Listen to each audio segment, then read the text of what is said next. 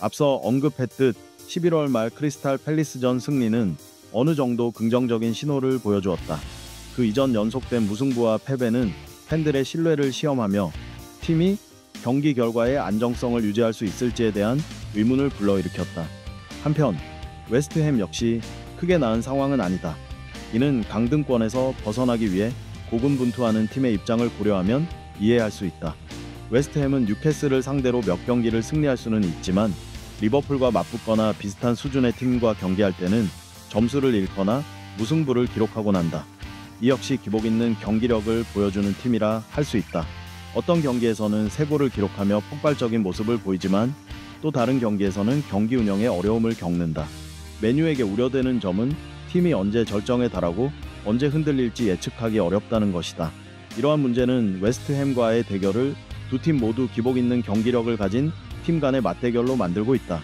지난 시즌 웨스트햄은 2번 모두 레드 데빌스를 이긴 바 있다. 첫 번째는 감독이 공식적으로 경질될 때였고, 두 번째는 올드 트래퍼드에서 만났을 때 웨스트햄이 2-0으로 승리했다. 맨체스터 유나이티드가 볼 점유율은 높았지만 웨스트햄은 조직적이고 날카로운 역습으로 기회를 더 좀 효과적으로 활용하며 경기 흐름을 잘 맞춘다면 원정 압박에도 전혀 위축되지 않음을 보여주었다. 전력 측면에서 양팀 모두 현재 큰 부상 문제는 없다. 그러나 분명한 점은 맨유는 선수 교체와 경기 강도에 영향을 받고 있다는 것이다.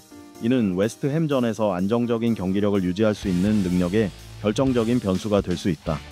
맨유의 윙백이나 측면 수비수는 공격수와 적극적으로 협력하며 높은 위치로 올라가 상대 수비를 넓히는 역할을 수행해야 한다. 이를 통해 최소 5명의 공격수를 전방에 배치할 수 있다. 다만 현재 일부 측면 선수들은 공격과 수비의 균형을 충분히 유지하지 못하는 경향이 있어 팀은 이를 조속히 개선할 필요가 있다. 이 상황에서 측면과 중앙의 유기적 연계는 맨체스터 유나이티드가 다양한 공격 루트를 만들어내는 핵심이 될 것이다. 상대가 공격 전개를 예측하기 어렵게 만들며 특히 교묘한 움직임과 빠른 공격 전환이 중요하다. 또 다른 전술적 요소로는 세트피스와 빠른 전환 공격을 활용하는 방법이 있다. 맨유는 코너킥, 프리킥, 스로인 등 고정 상황을 통해 기회를 창출할 수 있다.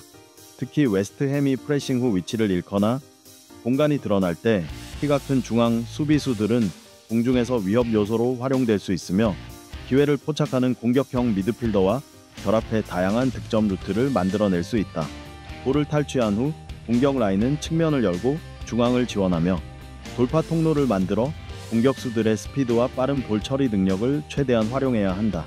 다른 분석가들이 상대 세트피스 득점 가능성을 언급하더라도 맨유 역시 현재 고정 상황을 효과적으로 활용할 전술적 능력을 갖추고 있다.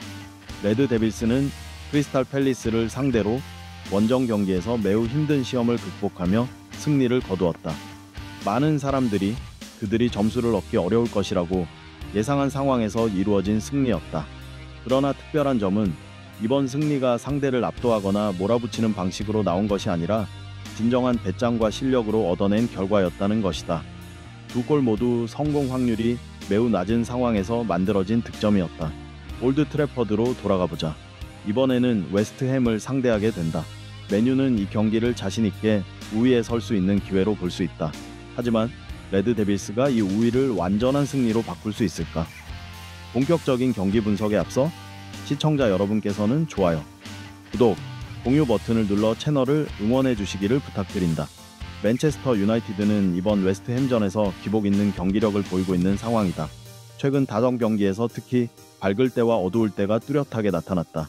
몇 경기에서는 승리를 거두었지만 연달아 아쉬운 점수를 놓치기도 했다.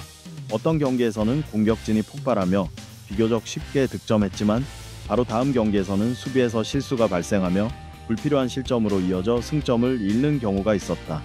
경기 전체에서 안정감과 조직력이 부족하다는 느낌은 여전히 뚜렷하며 이는 볼 전개, 경기 템포 조절 능력, 중요한 순간의 처리 능력 등 모든 면에서 나타난다. 루벤 아모림 감독이 항상 강조하는 점은 몇몇 포지션에서 체력 과부와 징후가 보인다는 것이다. 특히 수비와 중원에서 이러한 경향이 나타난다. 카세미루는 현재 팀이 주 2경기 일정이 아니더라도 압박과 공간 차단을 유지하기 위해 높은 지구력이 필요하다. 한편 베냐민 셰슈코나 마트스 쿠냐와 같은 선수들은 여전히 부상 소식이 돌고 있으며 쿠냐는 곧 복귀할 것으로 예상된다.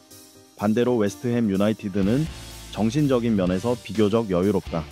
그들은 맨체스터 유나이티드처럼 반드시 승리해야 한다는 압박을 받지 않으며 최근 다득점 경기 연속으로 자신감을 회복하는 모습이다. 하지만 레드카드나 부상으로 인한 선수 결장과 같은 문제에 직면할 수 있다는 점도 고려해야 한다. 이러한 배경 속에서 맨체스터 유나이티드는 경기 주도권을 쥐고 올드 트래퍼드 홈 이점을 최대한 활용하며 평가가 낮은 상대를 상대로 전략적으로 나설 것으로 보인다. 최소한 이번 경기는 에버턴전에서 수적 우위를 점하고도 방심으로 승리를 놓친 기억을 지우려는 의도도 담겨 있다.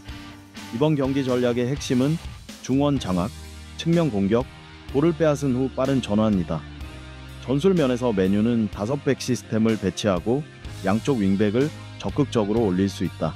이는 공격 압박을 유지하면서 웨스트햄이 역습으로 활용할 수 있는 공간을 최소화하기 위한 선택이다. 빌드업 시 중앙 수비수들은 중원 선수들과 긴밀히 협력해야 한다. 예를 들어 카세미루나 다른 동료와 함께 상대 압박을 깨뜨려야 하며 특히 롱볼 상황에서는 실수가 발생하기 쉽다. 스마트한 움직임과 끊임없는 위치 변경, 정확한 크로스나 롱패스를 활용함으로써 맨유는 가상의 통로를 만들어 상대를 넓게 펼치게 하고 중앙 공간을 창출할 수 있다. 최근 경기에서는 중원과 측면 지원 역할을 하는 미드필더와 공격수가 활발히 움직이며 삼각 패스를 만들어 빠른 전환과 공격 방향 변경으로 상대 수비를 흔드는 모습을 보였다. 또 다른 주목할 점은 측면 활용이다. 또한 맨체스터 유나이티드의 경기 템포 조절 능력도 시험대에 오를 것이다. 팀은 적절한 속도를 유지하며 웨스트햄의 압박과 빠른 역습에 휘말리지 않아야 하며 동시에 일정한 경기 강도를 유지해야 한다. 그러나 맨유는 때때로 이러한 안정성을 완전히 유지하지 못하는 경우가 있다. 중앙 지역에서는 중앙 수비수와 중앙 미드필더가 중계 연결고리 역할을 수행해야 한다. 이들은 수비 부담을 줄이는 동시에 안전한 패스 경로를 열어주어 중원이 후방에서 전방으로 볼을 전달하는 네트워크처럼 기능하도록 해야 한다. 이를 잘 수행하면 맨유는 수비에서는 견고함을, 공격에서는 다양성을 동시에 확보할 수 있다. 하지만 때때로 불완전하게 구성된 중원으로 인해 맨유는 이러한 전술적 의도를 완전히 활용하지 못하고 있다. 반면 웨스트햄은 수비 후 역습과 측면 속도를 활용하는 전략으로 많은 어려움을 줄 수 있다. 그들은 대체로 낮은 위치에서 수비하며 중앙과 측면의 인원을 집중하고 볼을 탈취할 때 빠른 방역을 준비한다. 예를 들어 최근 웨스트햄의 선발 라인업 리버풀전 2025년 11월 30일은 다음과 같다. 알폰스 아롤라, 아론 완 비사카, 콘스탄티노스 마브로파노스, 맥스 킬먼, 장 클레어, 토디보. 미드필더로 토마시 소책, 루카스 파케타, 사디오 디우프. 공격진에는 제러드 보엔과 캘럼 윌슨이 배치되었다. 이 라인업에서 웨스트햄은 견고한 수비, 빠른 역습, 그리고 상대의 실수를 기다리는 전략을 우선시한다. 특히 압박 후 생긴 공간을 활용하거나 세트피스와 돌발적인 전환 상황에서 기회를 노린다. 만약 맨유가 승리하려면 측면과 중앙의 유기적 연계, 지능적인 압박, 그리고 특히 세트피스 상황을 최대한 활용해야 한다. 이를 위해 키가 큰 수비수, 볼을 끊는 미드필더, 공격 지원에 나서는 선수들의 집중력이 필수적이다. 만약 실수가 발생하면 웨스트햄은 바로 역습으로 이를 처벌할 수 있다.